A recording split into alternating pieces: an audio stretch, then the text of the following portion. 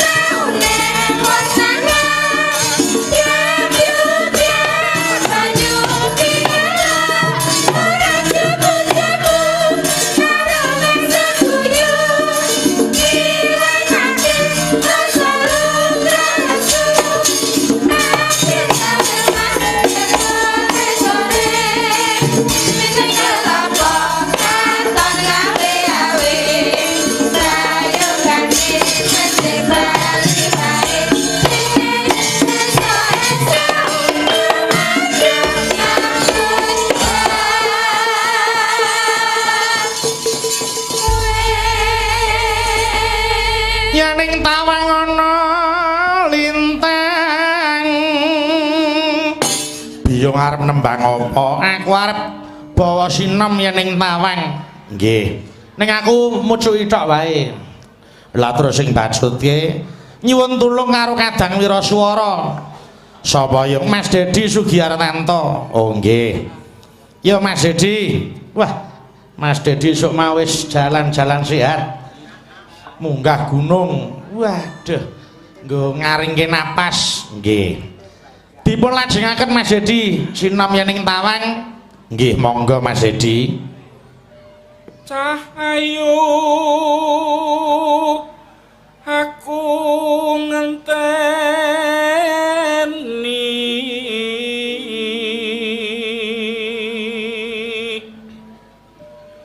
marang mega hengang koso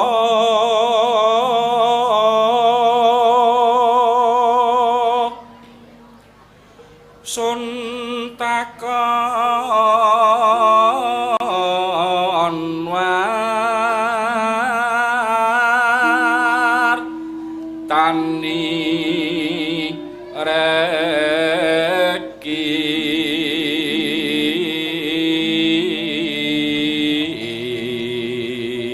malam kedua awake dhewe sak kanca sowan ana Sontonayan kene nggih alhamdulillah ya Mak kabeh para warga Sontonayan isih pinaringan sehat lan isih pinaringan waluya jati temah nirmala muga kesehatan kesarasan kebahagiaan tansah sinandhing marang warga Sontonayan amin ya rabbal alamin nggih lanjut Mas Dedi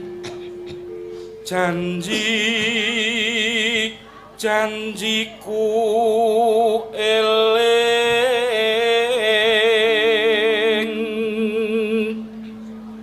sumedhot rasing tias ingsun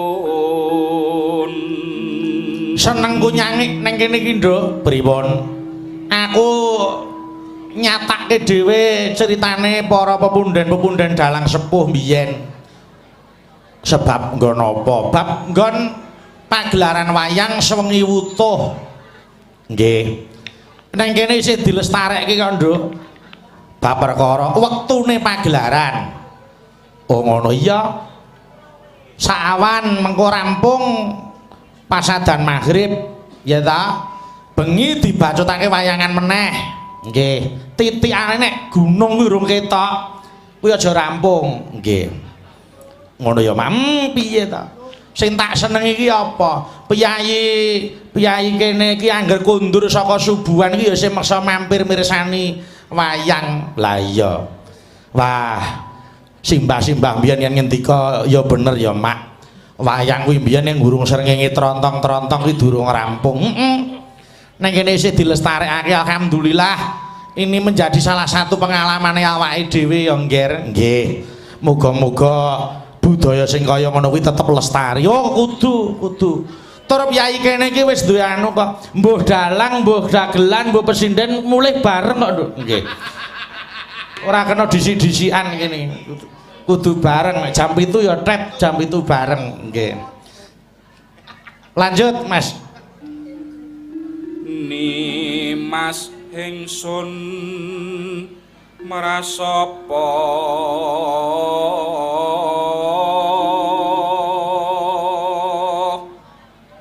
sinak senan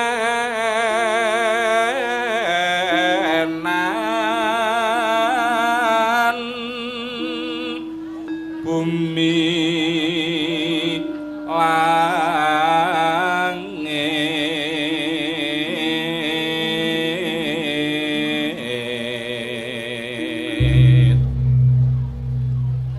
tangi sing tias ngenteni padang rembulan.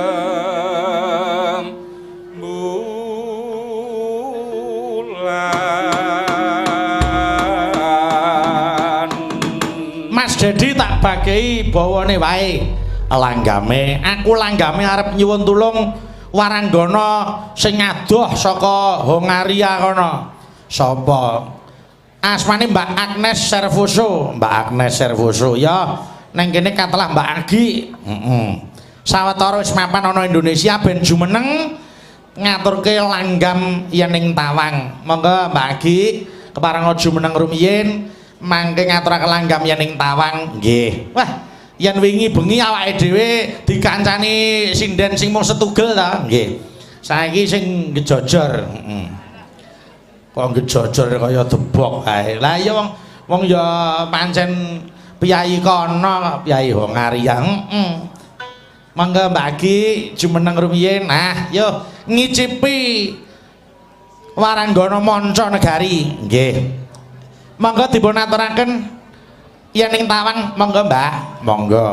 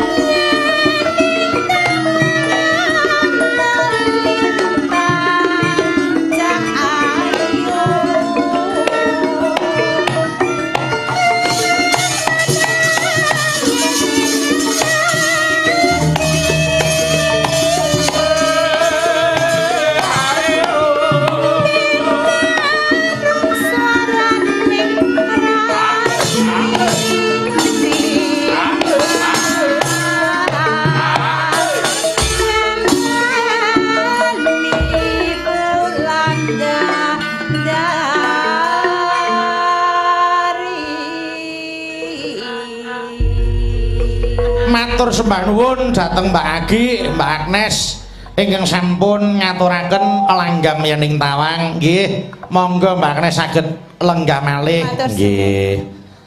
Anakku nduk bocah ayu dawuh, ya nimbali anakmu aku. Kaya wingi bengi lan bengi iki awake dhewe nampa pakurmatan sing tanpa pepindhan dene aku karo kowe sak kanca tinimbalan para pepundhenku, para baraya wagung ana ing Kapencar Sontonayan Kretek Wanasaba. Nggih. Iki bersih desa ya, Mak. Ujube nglestarekke tradisi budayane dhewe sing wis ditindakake dening para leluhur kang wis kajempana ing angin, ya kuwi bersih desa. Nggih. Ana kene iki diwiwiti wayangan bersih desa nalika wiwit taun 1972 sing kepareng ngasta kepala desa Bapak Sumarko. Oh ngono. Taun 72 wis diadani. Nduk ternyuh atiku ing ngatasé kelurahan kene wis iki wewengkon Jawa Tengah sing mayoritas agamane Islam ewadene ora ninggal marang tradisi lawas sing jare wis ora ana manfaate. Yen mung guwing biyung bersih dusun atau bersih desa kuwi apa ana manfaate to? Yen manut penemuku manfaate akeh kok, Nduk. Bersih desa atau bersih dusun kuwi minimal manfaate ana 3 kuwi minimal. Sepisan ngresiki marang desane karben resep yen dinulu. Utamane dadi sarana jaga kesehataning raga. Satemah bisa mahanani kesarasaning jiwa. Mula tak suwun aja padha lali marang ngresiking jasa pahlawan Urudiman. Apa kuwi ya kok ana tembung jasa pahlawan Urudiman. Jasa pahlawan kuwi singkatan saka tembung jalan, saluran dan pagar halaman. Oh nggih. Dene Rudiman kuwi saka tembung rumah, kamar mandi dan taman. Kuwi nduk sing wajib tansah digatekke bab nggon resike kahanan. Ana sawening piyayi lho, Mak. Ana sawening piyayi paring dawuh yen arep ngukur resike wong sak omah kuwi didhawuhi nonton kamar mandine dhisik resik apa ora. Yen kamar mandine resik genah yen wong sak omah kuwi resikan kabeh. Ning kosok baline yen kamar mandine kuwi kotor kuwi genah cetha yen wong sak omah mau pancen ora resikan. Malah ana sing keladuk meneh kok sing ngomong yo. Angger kahanan lahir kuwi kotor, tekan pikirane ya bakal reget. Lah kuwi bener apa ora ya wallahu alam ya, Mak. Iya. Heeh. Nanging petek bodhon yen kahanan kuwi resik, kuwi saben wong mesti seneng kok, Nduk. Ya mung sing tak suwun sing resik aja mung kampunge wae ya, Ngger. Ning tekan jiwane ya kudu sing resik. Mula ana kene dilambangake gugur gunung kuwi resik-resik. Nggih. Banjur jiwa sing resik. Jiwa sing resik kuwi ukurane piye? Akeh Nduk dienggo ngukur jiwane sing resik. Sing cetha lan sing bisa dirasake ya kuwi wong mau tumindake ora analisir saka piwulanging agama kang dirasuk. Karo sapa wae tansah ngatonake grapyak lan semanake ora tahu gendung kumalungkung. Tansah ngejeni marang sesama, ora ngendak gunaning liyan, ora meri rezekining liyan. Ana wong lagi ke taman pacoban ya banjur melu oleh kepingin tetulung sing tanpa pamrih pribadi. Sing kabeh mau bisa nuduhke pambek sing utama lan luhuring budi. Ora kok kancane entuk rezeki saka Gusti Allah terus dijaili ya ta, diseriki, diireni, difitnah kuwi ora kena. Ya ta kancane dagang sayur laris terus banjur iri, wah kae mesti duwe cekelan kae. Kae mesti bar nganyarke, kuwi ora kena. Nggih.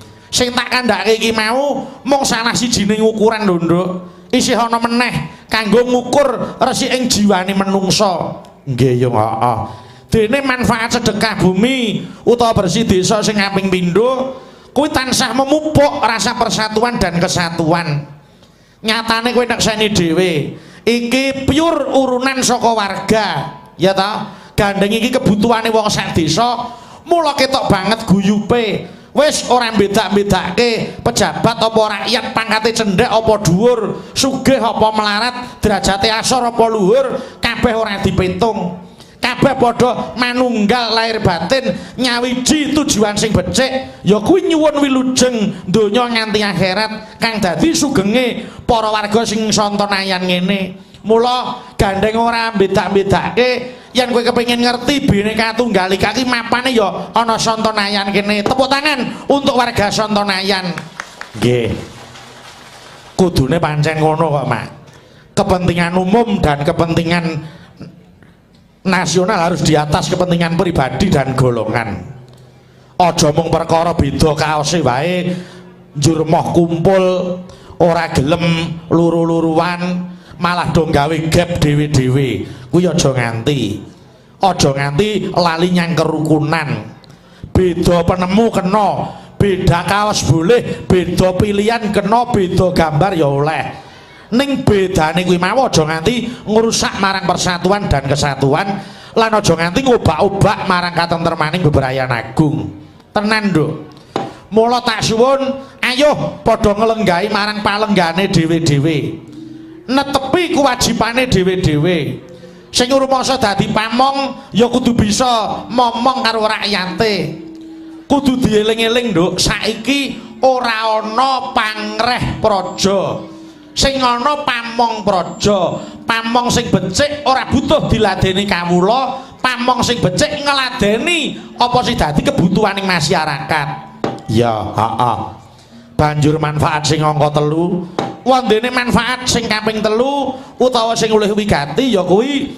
para warga sing lenggah ana Santonayan kene padha tansah ngencengke marang talining silaturahim awit ya silaturahim kuwi mau nduk sing pancen gedhe dayane manfaate donya tekan akhirat mila wanti-wanti atur kula dhateng warga Santonayan sampun ngantos medhot dhateng tangsuling silaturahim nggih merga golek kanca iki pancen angel yen wis entuk kanca ya dijaga kelangsungane bisane kekancan kuwi awet kuncine siji apa tidak saling merugikan nggih mula ayo tak aturke meneh ujube bersih desa aku kepengin ngaturke lancaran bersih desa diambali diaturke meneh pamrih karep ben dadi pengeling-eling ya nduk nggih sapa sing disuwuni Pak Giarto karben bawani mengko dibacuti lancaran bersih desa nggih monggo ca dipun aturaken monggo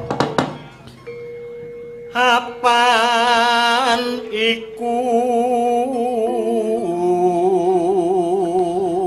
iku dadi kewajiban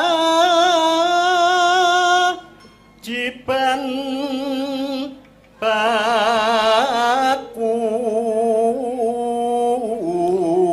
dadi kewajiban sing baku kuwi apa Mak lah ya ki tutuke ayo bersih desa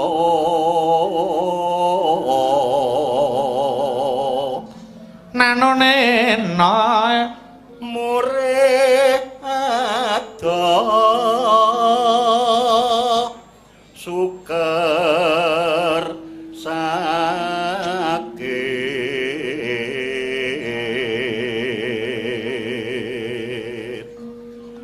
iya anggia kumandang karyo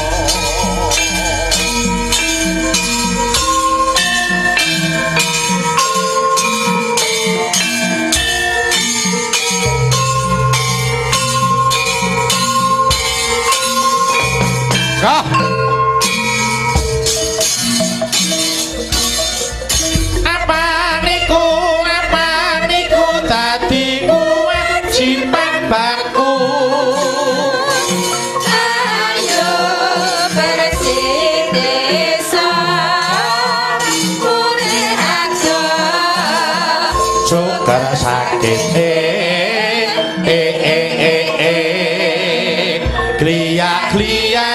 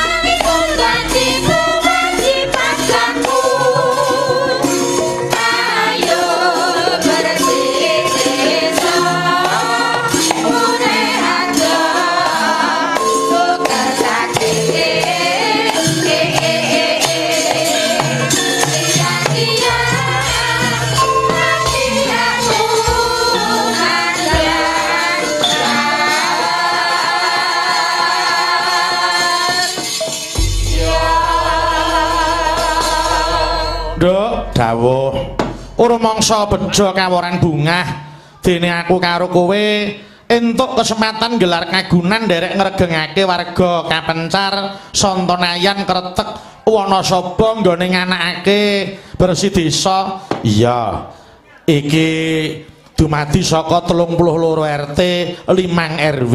Oh ngono. Heeh. Sing diasta kepala desa Kapencar Bapak Vicky Andrian Susanto. Oh iya ya nduk, bakune ayo kepala desane sapa wae monggo. Yen Bapak kepala desa duwe program sing becik, masyarakat wajib nyengkuyung. Awit apa kuwi kanggo kabeh para masyarakat ora mau dirasake Pak kepala desa dhewe. Mula visine bersama membangun Kapencar yang amanah. Kuwi wajib dijaga tenan ya, Ngger. Iya, heeh. Nerusake perjuangane Bapak Sumarko. Ngasta kepala desa tahun 1972 tekan 1989 dibajutke Bapak Irawan 1989 tekan 1999 dibajutke Bapak Sugeng 1999 tekane 2006 dibajutke Ibu Dwi Ratnaningsih 2006 tekan 2012 terus Bapak Vicky 2013 tekan 2018 saiki periode kedua tahun kedua panjenengane ngesui warga Sontonayan nggih. Wah upama diitung mulai wayangan wiwit tahun 89 tekan saiki niki wis 50 tahun luwih ya Mak. Lah iya muga-muga kopine ya saya apik sayur mayure ya saya becik amin terus mbakone ya saya hebat ya ta. Pendapatan daerah saka Sontonayan para masyarakat saya meningkat nggih lan uga yen wis meningkat kena kanggo nindakake bersih desa lan kanggo gelar kagunan. Iya ya heeh nduk bar dawuh apa bareng-bareng ayo sing jenenge rejeki iki didum padha tegese padha nampa rejeki saka sing nyipta urip contoh kaya warga Sontonayan kene iki ya ta. Sisane didar dicelengi lan 2,5% kuwi minimal kuwi dipasrahke karo sing wajib nampa nggih dimanfaatke disedekahke nggih mergo wong ki sing wis tinimbalan dening Gusti Kang gelar jagat sing digawa ki ya mung amal kebecikane kok nduk ngono iya no omah ditinggal mobil ya ditinggal bojo dijak ya semoyo nggih sing ngancane mung ngamal perbuatan sing becik ngono ya iya mulai ayo padha bebarengan tirakatan ana kene iki malam sing penutup nggone nganakake bersih desa nduk. Oh iya wingi ya wis ana pargian beksan ya Mak tledek iya wah kuwi jan anu kok nduk nyenengke kok wiwit esuk kok nduk ya ta wiwit awan nganti tekane bangun nggih kuwi tledek tayub iya disambung wayangan iki aku nganti kanca nduk sapa Mas Gareng tak jak rene gen ngrasake adem bareng-bareng iya lah iya no dipethuk aja dipleroki ya jagongan sawetara alam-alaman monggo tak dereki yo.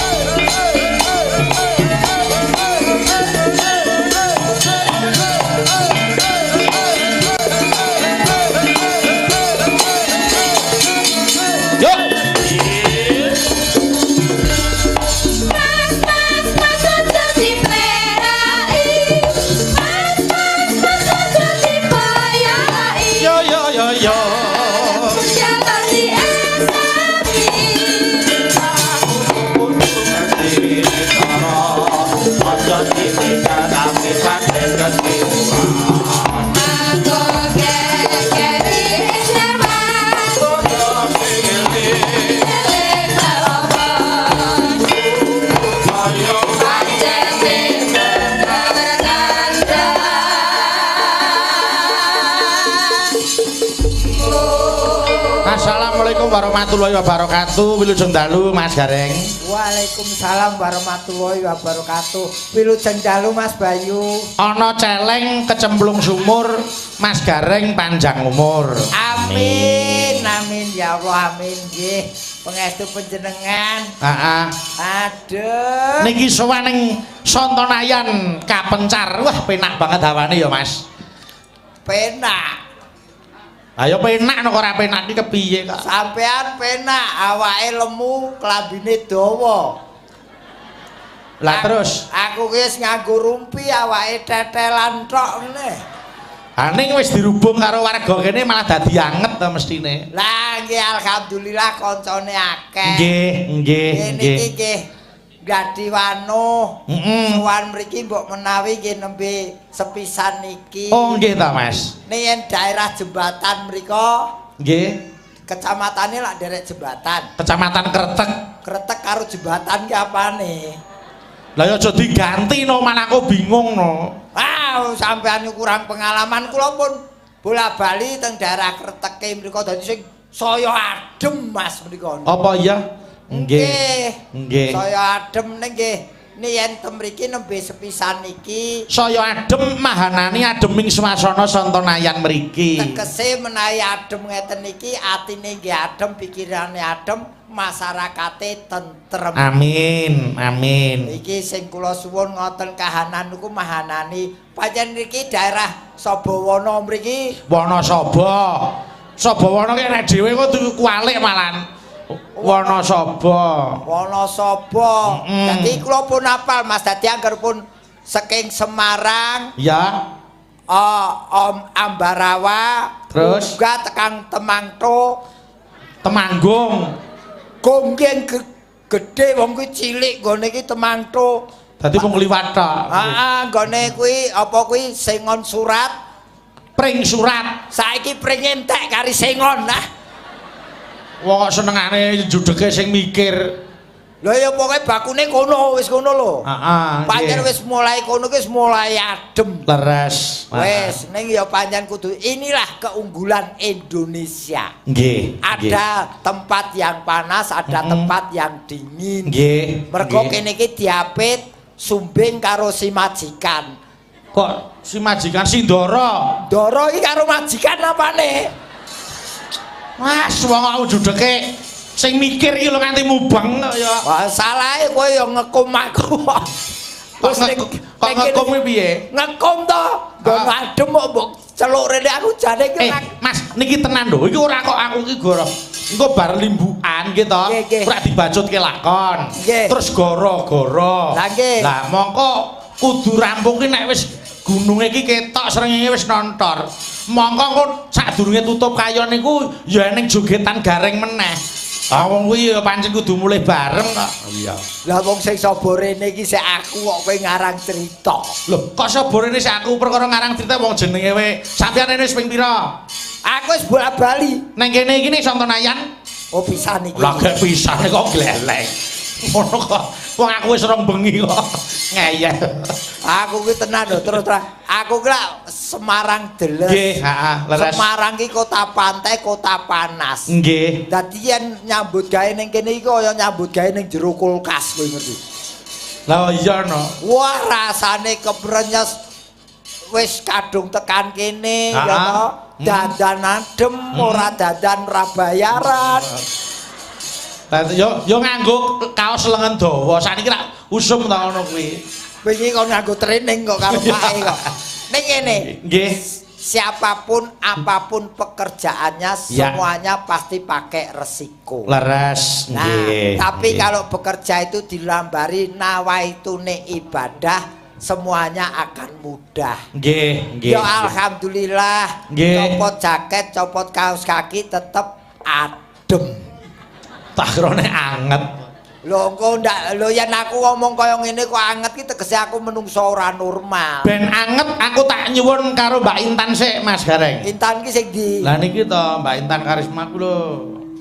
Sing ngagem kebaya. Jajare Ririn anu kuwi lho. Ya. Ah, sing kering maneh. Iki wolak-walik ing jaman ki ya saiki iki. Kok iso? Sing londo rambute direng Sing Indonesia malah rambutnya diambang yo iki. Iki wolak-walik zamane iki jenenge kemajuan zaman. Nggih, heeh. Sing raine reget wis diresiki, sing raine resik ya malah dicet ayo. Wolak-walik zaman kok. Ya ora ana gareng kok bagus iki piye. Gareng ya kok ngene, elek rupane ning becik atine. Weh. Amin. Ngono wae. Aku tak nyuwun Mbak Intan ben beksa jaipongan sik. Ben anget. Heeh. Setuju. Sing bawa karo Mbak Fahmi, ayo jumeneng sik Mbak Fahmi karo Mbak Intan jumeneng. Wah lah Nggih, maka. rada entuk tompo. Jebul kae kang anti-anti wis teko mrene. Wis rada suwe babar pisan ora krungu kabare. Sajake rada laleh mantan sabati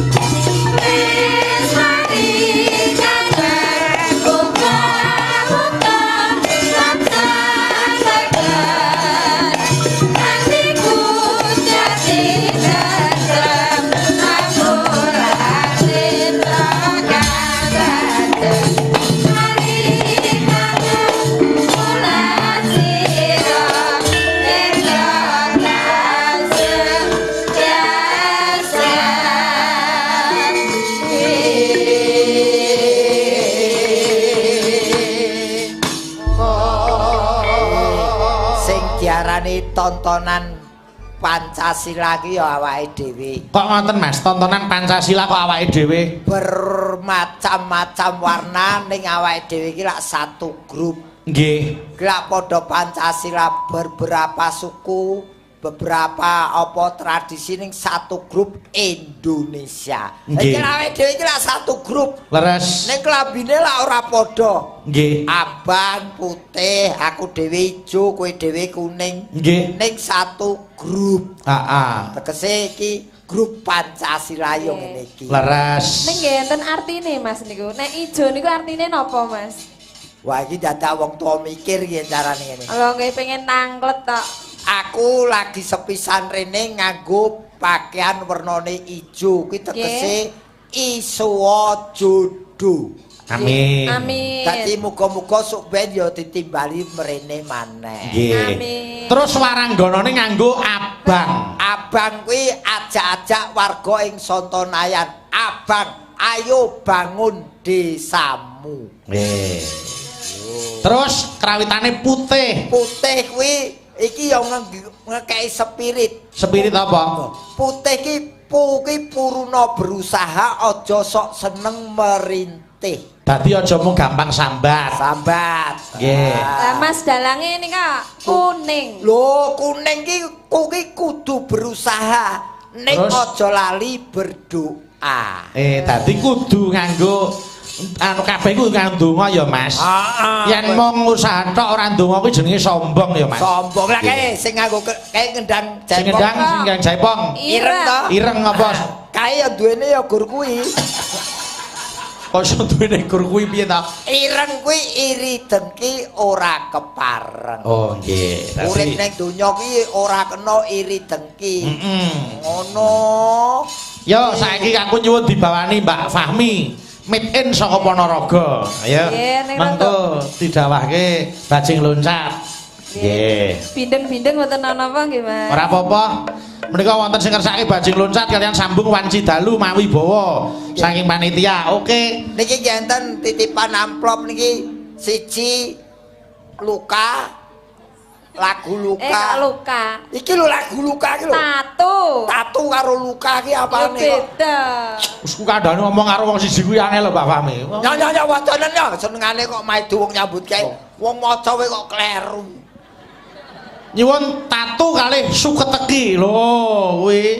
Oh tatu ya luka. Wah. Ya wis sak karepmu. Wah dikeki aku. Waduh, moko jerone ning 100 alhamdulillah. Wong iki rezeki tidak akan kemana. Duh. Alhamdulillah. Lah Wis. mau sing titip ra omong yen ana duwite. Masa aku ya gumun lho, dalam rong dina kok ya sing doyan 100.000 ki lho. Lha wong jenenge dikeki iki kudu matur nuwun. Ya wong aku ki wonge semeleh kok yen pancen dudu rezekiku apa ya arep tak rebut. Iya. Wong wis ning tangan kowe tak kei kowe berarti kuwi dudu rezeki. Heeh, nggih, bener. Aku trima ning Pak Kades sing ora trima. Alah. Ya trima kok ya. Iya Mbak Fami diaturke. Monggo, bawane. Monggo. Iya Mbak.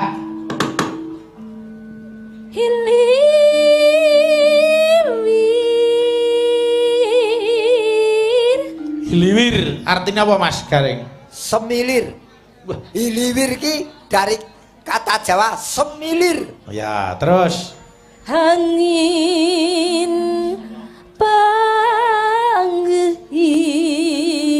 panggeling. terus Semilir angin panggeling. Kuwi entut. Loh, Kak oh Isa. sontot iki lho. Semilir angin wis ngarani panggeling ki weteng panggelingan ki weteng dadi angin sing metu ka weteng ki entut. Ben sak karepe. Oh ya ngono kok pami ngeyel. Terus lanjut. Nebak kuring. Nyego goreng. wetenge kosong isine angin tok luwe nyego goreng. Terus Dang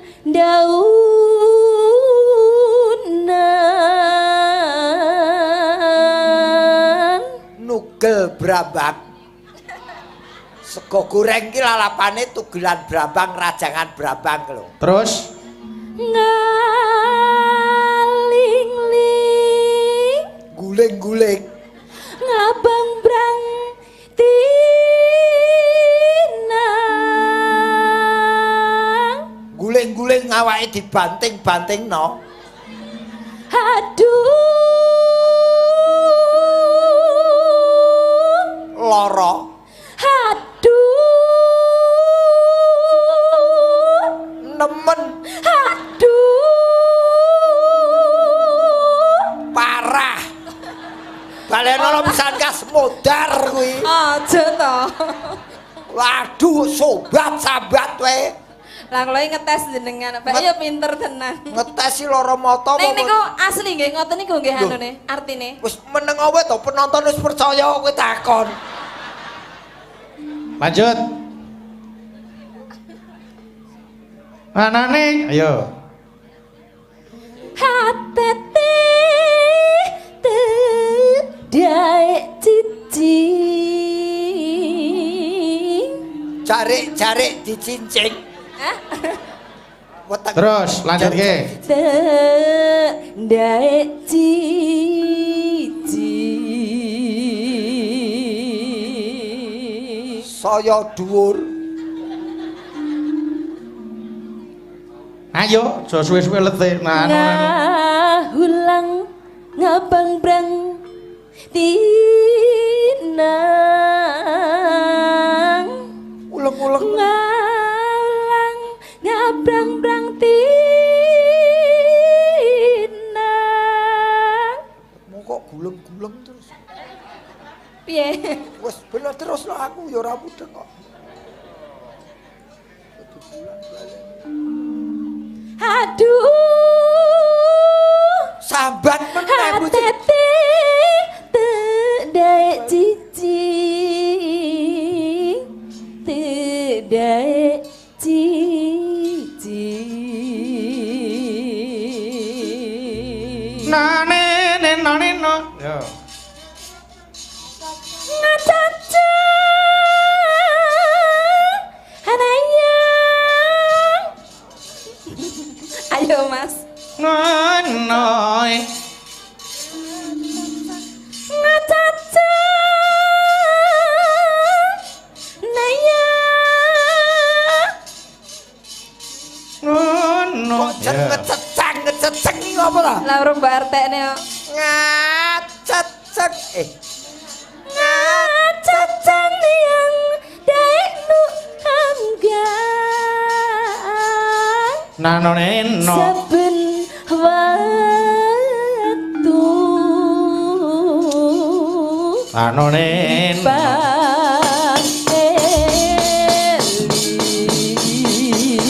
yo Indra Catrik saka Saron monggo yo hop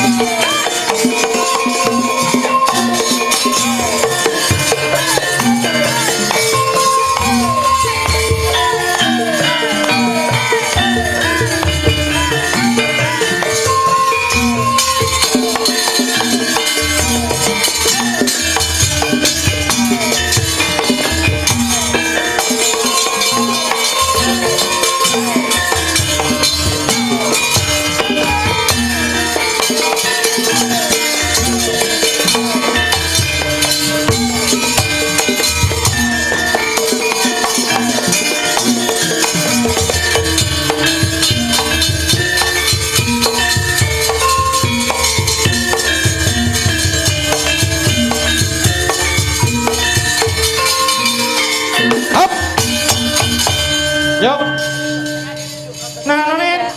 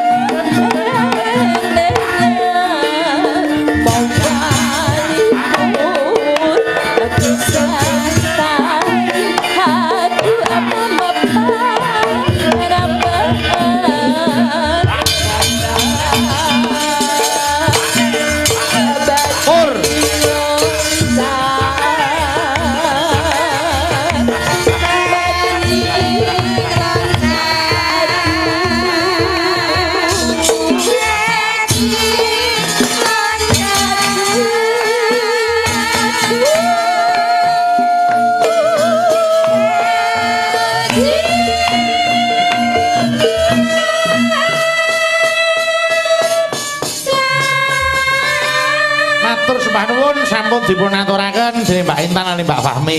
Mas Gareng. Nun.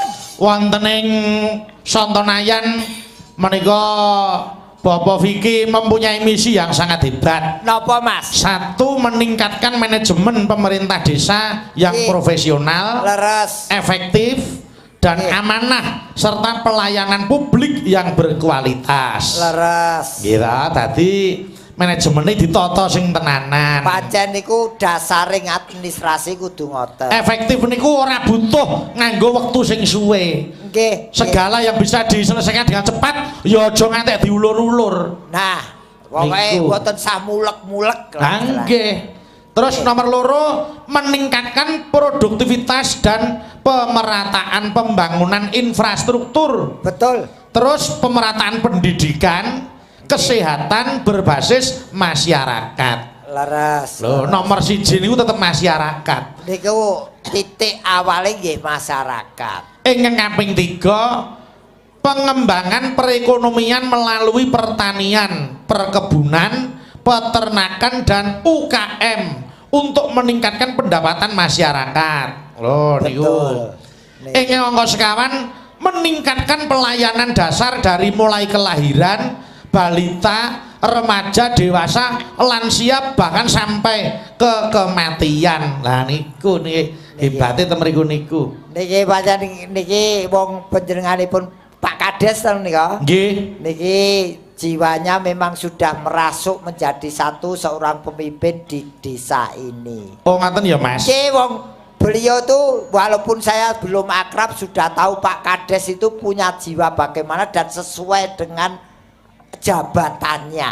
Sesuai dengan jabatannya. Jadi seorang kades kalau besok memilih seorang kades itu kane napa Mas? kepribadiannya harus bagus. G.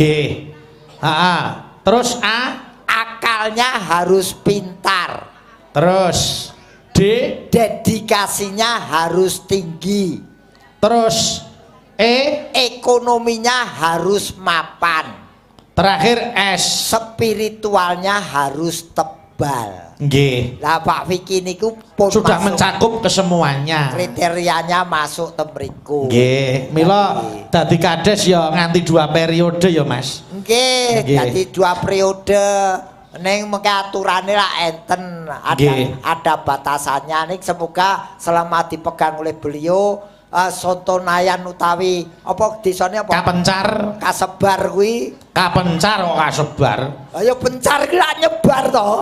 Wis mesti ngamari ngelu. Lho lah kowe ora ngerti sejarahe kok. Sejarahe piye? Kula dijenengke desa Kapencar mergo dhisik penduduke pencar-pencar nyebar-nyebar. Nggih. Kula sok yen ana rejaning jaman kene tak dadekke desa Kapencar. Ora beda soto apa? Sontonayan kok soto. Ayo iki Sontonayan. Sonto kuwi saka tembung soto. Soto kuwi mbako. Mbako, nggih. Merga ana soto ana mbako, naki nasibe yan ki rada lumayan. Kula sok yen ana rejane jaman kene jenenge Sontonayan. Amin. Wah, rejane lak. Kuwi ya mung kira-kira. Ya ana wis becik ya aja mung kira-kira. Mung karepen kanggo pengeling-eling. Nggih, pengeling-eling ning saya percaya. Dimanapun tempat kalau masih ada bersih dusun, bersih desa, berarti masyarakatnya masyarakat rukun. Amin, amin, amin. Yo Mbak Dita, jumeneng. Di Dita. Mbak yo mesem. Susah bedae Allah.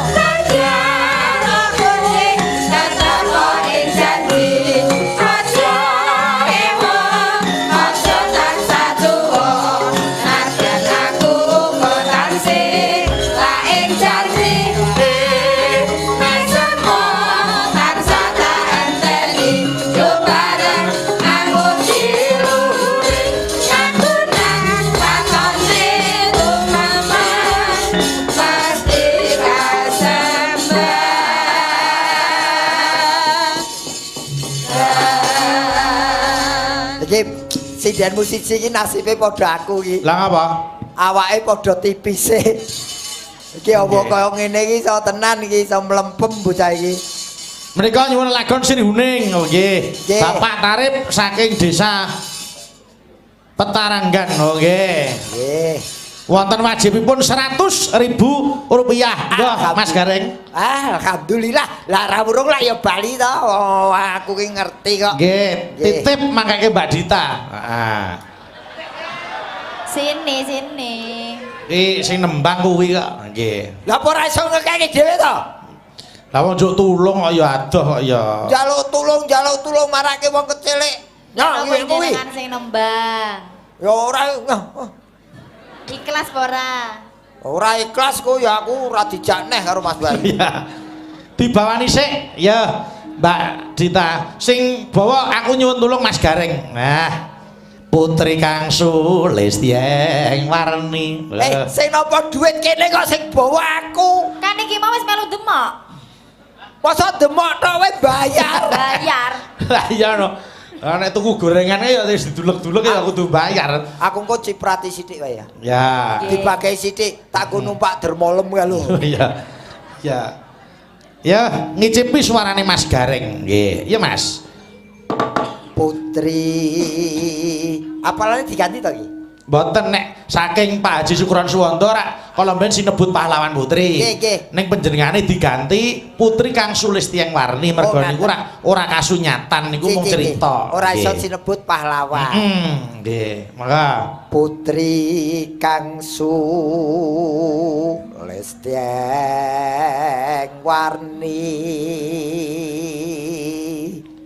wah, Mas Gareng nembang diiringi ambulan ya. Tiluli. Dermalem kan lho. Ana wong darai pasien apa piye? Sri Uning. Ora usah disemak kaya amatir wae. Sri Uning Mustika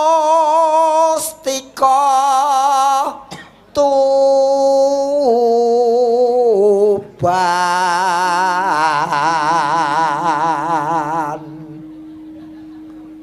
Putra Kenapa, Pak Dik? Joget iki lho. Oh ya wis ben. Tak kira ayan. Ora joget ra paten. Kok nesu iki lho.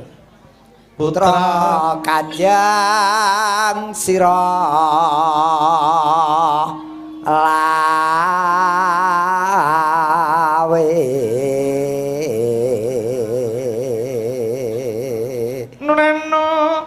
Nonano aku ki mau ngancer-ancer kok.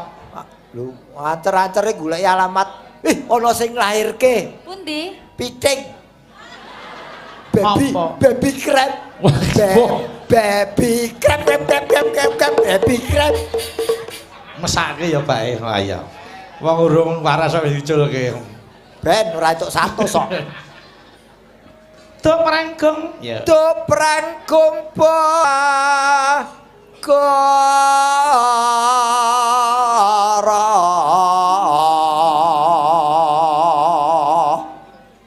Babila.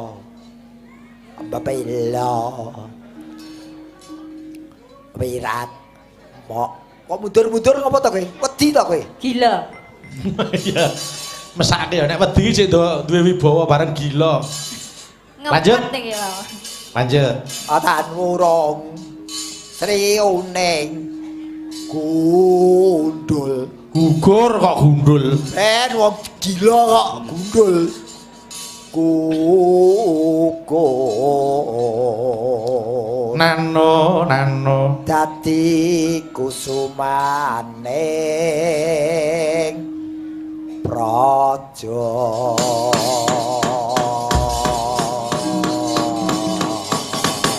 Monggo Mbak Dita diaturke Sri Uning. Ya, engko digarap tayub. Nggih, monggo. Ya, Mbak.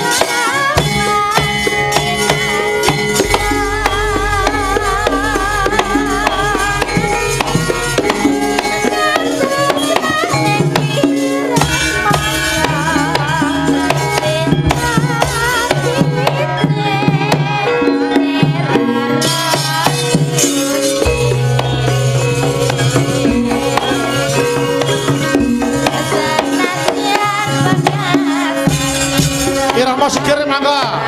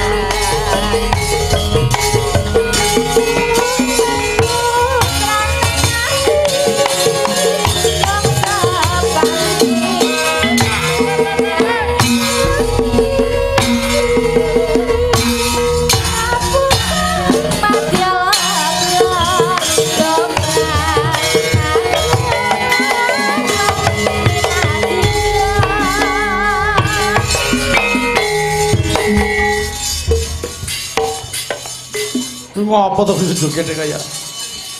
Yo lanjut Mbak Fami, anu Mbak Dita kok Mbak Fami ya. Yo lanjut.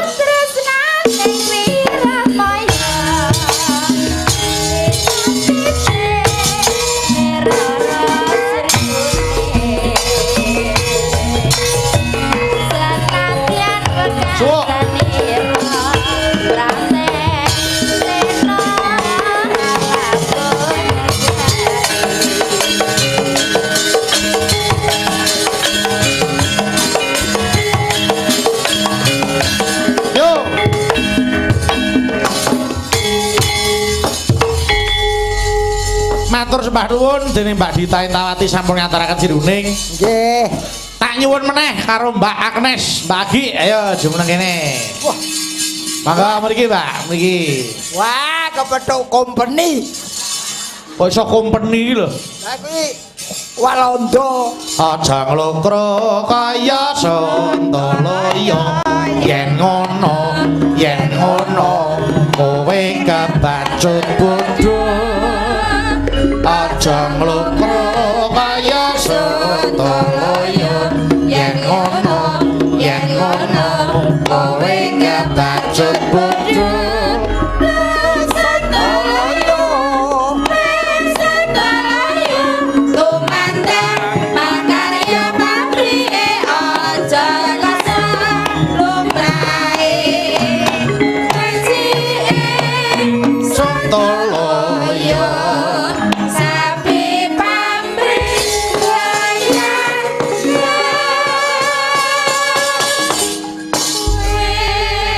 Apa ora hebat Mas Gareng? Bab napa Mas? Budayane awake dhewe niku. Nggih. Nganti Mbak Agnes niku ado-ado saka Hongaria kono tekan Indonesia mung tresna karo budayane dhewe ya. Hongaria ki karo Purworejo ngendine? Hongaria sok karo Purworejo. Hongaria ki ngendi? Lah mbok yo tekan kono, kaya I'm sorry. Kene ora eneng-eneng ayam goreng kok ayam sorry. Urung metu. What your name? You mean what's your name? My name is Aki and your name? My name. My name is Nolo Gareng. Wait, Nolo Gareng? Yes, no. It's a very nice name. Sik to kok yes no ki ya apa ora? Loh, yes. Kalau ya Jawane, ya no ki bahasa Inggrisnya. Ya aja digathoke Jawa karo Inggris ya. Oh, yes no ki ora ya no to. Yo nek upama aku nggo cara Oh. pikirmu, Iso Jawa ta kowe? Lah ngapa? Lho tiwas aku le ngarang Inggris iki kangelan e. Lah wong Mbak Agnes iki wis nang kene wis pirang-pirang tahun kaya. Wilujeng dalu Mbak Agnes. nggih wilujeng dalu Mbak Cangik. Loh, ora hebat. Aku bangga. Ora enek kata bonggo bombong. Bombong-bonggo iki berontak. Bangga ki lho bangga. Lah iya bangga ya. Bombong. Basa Jawane ra bangga to. Tuh, Anu, Mbak Agnes, dalam. sampean ki asline saka Hungaria. Nggih. Hungaria ki negarane, kuthane. Kuthane apa? Kuthane apa? Yo aku cah ibu kota. Oh ya Hungaria. Budapest jenenge. Budapest. Pepes. Kok iso pepes? Ya. Budapest. Kono ya ana camat, ana lurah, ana kadus ngono. Tengge kula sing paling alit niku camat. Camat. Oh. Tapi camat niku mboten enten jenenge. Loh, camat tok ora ana jenenge piye? Maksudnya gini, kecamatan niku tengge kula niku mung angka. Misalnya Budapest niku wonten 21 kecamatan. Kuwi mong dadi 1 2 3 nganti 24. Oh. Mengko enten distrik ingkang langkung alit niku nembe duwe jeneng. Mungkin kaya ning kene kalurahan nggih. Nggih. Ya nek kelurahanku iku Vizivaros. Ngendi? Vizivaros. Vizivaros. Kok omong kok angel men ngendi Mas? Vizivaros. Iku ngerti tegas Kok wiji tepos iki sapa? Tegas napa Vizivaros niku kutha ingkang anu kena banjir nganti mendelep ngoten. Rop, kena rop.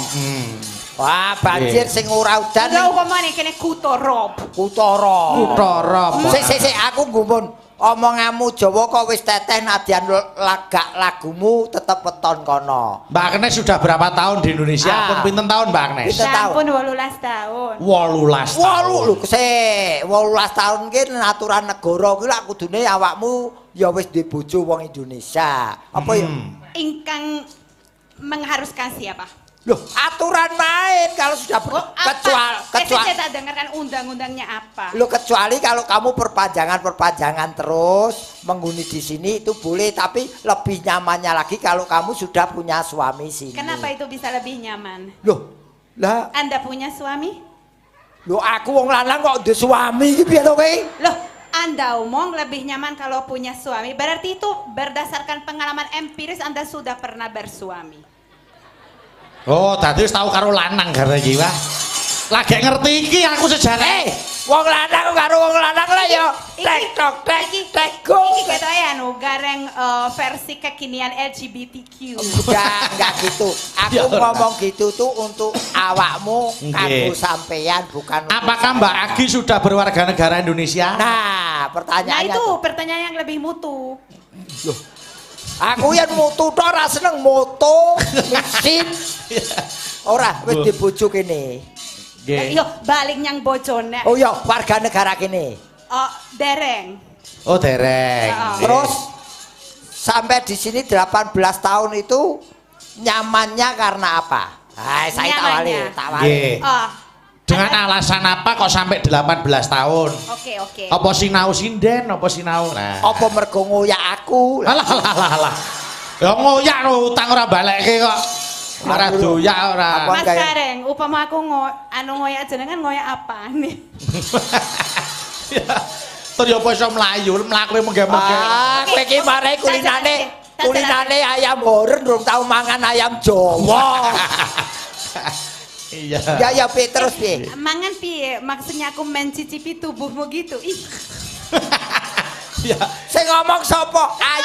Ayam goreng kae lho. Loh, tapi kan ono ucapan ingkang aku anggap iki ucapan semu jarene ayam Jawa he. Iki ora nganggo semut. Iki ngrembug ayam kok. kok. Pas aku Semu kok semut. Pas aku lagi jumenang yo omongi lehor bareng. Loh. Lehor iku yo pitik. Loh, ngerti lho. Ayo tok padake lehor.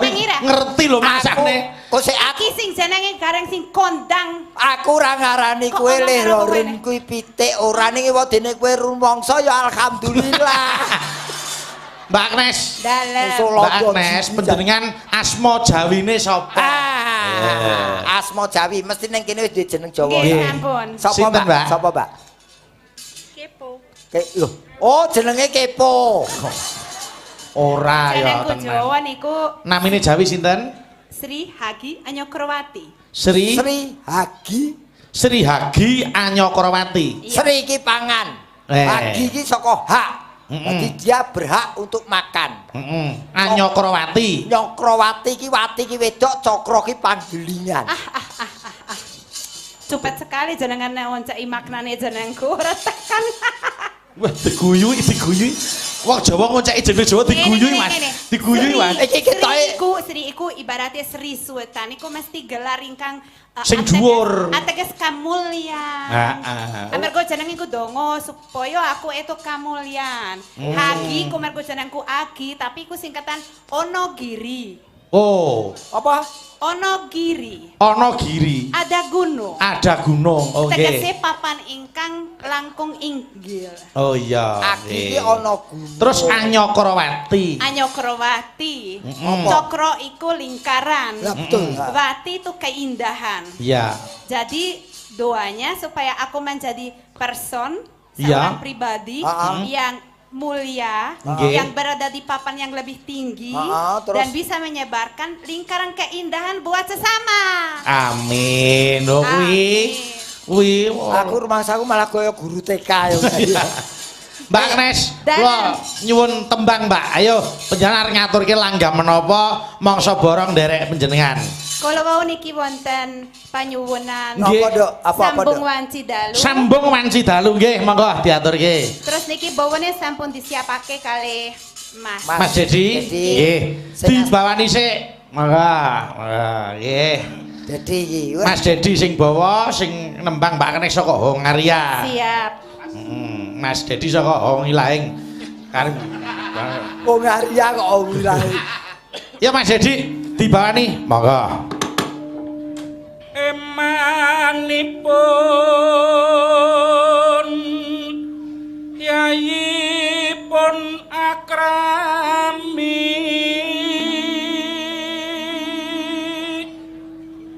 pomo durung sun ingkang anggarwa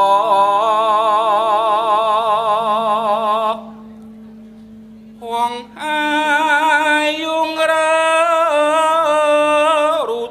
ngrujit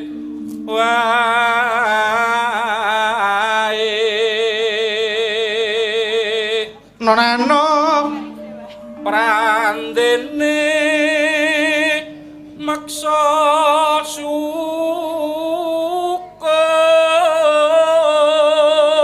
syukur jebul nimas uga nanggapi ayo to sambung rasa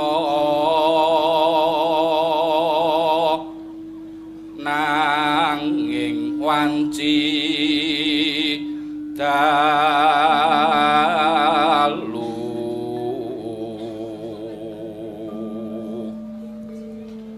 tanana ingkang ngrubeda nyuntak tresna nadyan mung srana piranti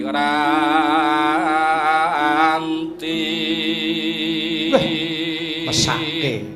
Ambulan meneh. Boten nyuntak tresna mung nganggo piranti. Tak kira krungu kae dikira ambulan metu. Ora. Kenapa masakne saniki nembe musim ngoten. Nembe anu micet lan Iya, iya. Wah. Bayo nganggo micet. Kuwi sing ngene ning demung. Ayo, ngono. gambarmu uga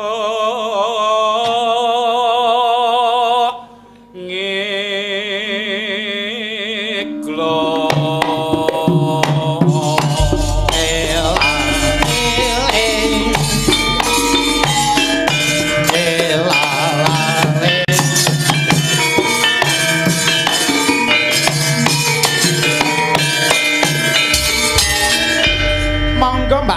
Leres, monggo. Sing gedhe panaturangku Mas Pepu Jalu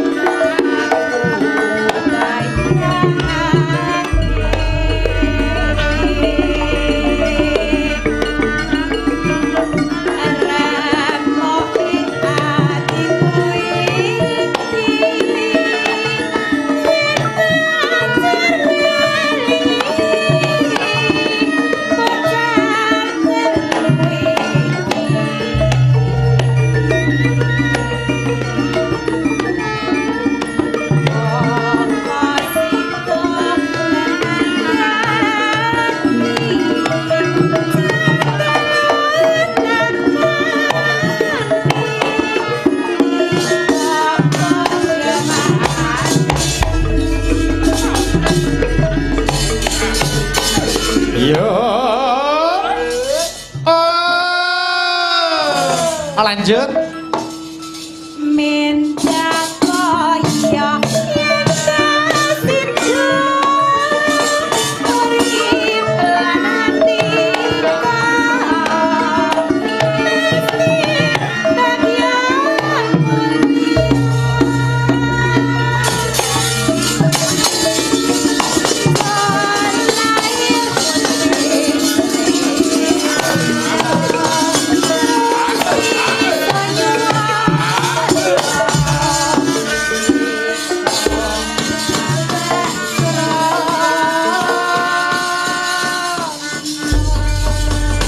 Matur sembah nuwun sampun dipun aturaken sambung wanci dalu dening Mbak Agi saking Hongaria. Nggih, yen kasarane nu sebuah tamparan buat kita semua. Kok ngoten?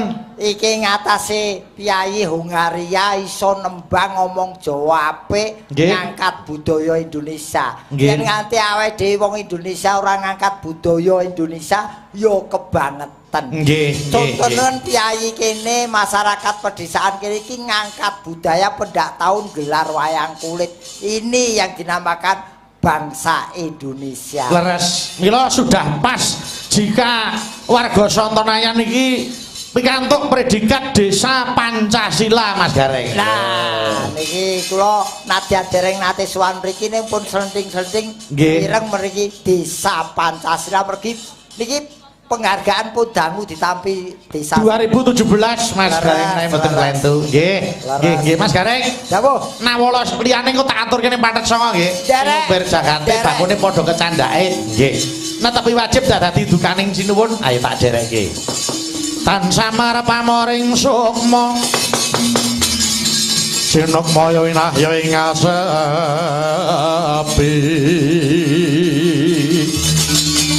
Sinimpen telenging kalbu.